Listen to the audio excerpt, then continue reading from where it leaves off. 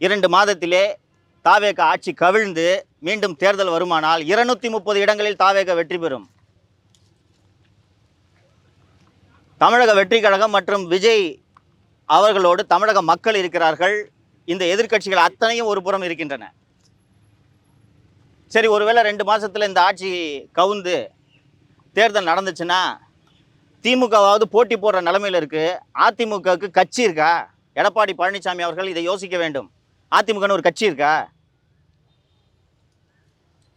கொத்து கொத்தாக சாரி சாரியாக அதிமுகவில் இருந்து அணி அணியாக சென்று கொண்டிருக்கிறார்கள் தாவேகாவை நோக்கி. முன்னாள் அமைச்சர் பெருமக்கள் திரு கடம்பூர் ராஜு, உடுமலை ராதாகிருஷ்ணன் போன்றோர் பெரிய மனது பண்ணி இந்த கட்சியில் ஏற்றுக்கிட்டதுக்கு நன்றி என்று சொல்லி தாவேகாவில் சென்று சேர்கிறார்கள் என்றால் அந்த கட்சியின் நிலைமை என்னவென்பதை திரு பழனிசாமி அவர்கள் யோசித்துக் கொள்ள வேண்டும்.